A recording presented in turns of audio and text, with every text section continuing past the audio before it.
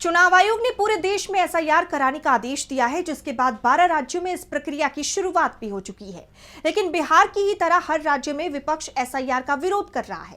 इसी कड़ी में तमिलनाडु में एसआईआर के खिलाफ सुप्रीम कोर्ट में याचिका दाखिल की गई थी, जिस पर आज अहम सुनवाई हुई और कोर्ट ने चुनाव आयोग को नोटिस जारी कर दिया। तो क्या कुछ हुआ कोर्ट में इस सुनवाई के दौरान, जानेंगे इस रिपोर्ट में। एसआईआर को लेकर चुनाव आयोग की मुश्किलें खत्म होने का नाम नहीं ले रही। बिहार में मतदाता सूची के स्पेशल इंटेंसिव रिवीजन के लिए आयोग को कई चुनौतियों का सामना करना पड़ा और अब तमिलनाडु और पश्चिम बंगाल में भी हालात वैसे ही दिखाई दे रहे हैं। दोनों राज्यों में एसआईआर को सुप्रीम कोर्ट में चुनौती दी गई है, जिस पर सुनवाई करते हुए कोर्ट ने चुनाव आयोग को नोटिस जारी कर 2 दिसंबर तक जवाब मांगा है।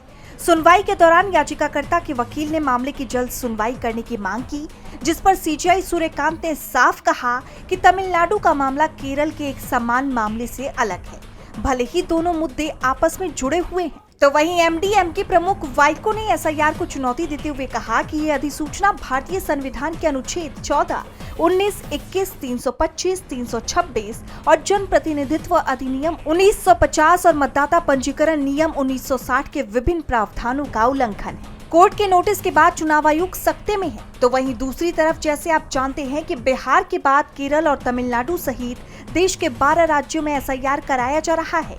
केरल की राज्य सरकार ने 18 नवंबर को सुप्रीम कोर्ट में अनुच्छेद 32 के तहत याचिका दायर की। इसमें एसआईआर प्रक्रिया को स्थानीय निकाय चुनाव पूरा करने तक टालने की मांग की गई, जिसके बाद राज्य सरकार ने तर्क दिया कि एसआईआर एक जटिल और संसाधन ग्रहण प्रक्रिया है, जो 4 नवंबर से 4 दिसंबर तक चल रही है। इससे चुनावी तैयारियां प्रभावित होंगी, प्रशासनिक संकट पैदा होगा और 23,612 वार्ड्स वाले 1200 स्थानीय निकायों में चुनाव सुचारू रूप से नहीं हो पाएंगे। जिसके बाद सरकार ने साफ किया कि वो एसआईआर की संवैधानिक वैधता पर मूल चुनौती अलग से रखे हुए है।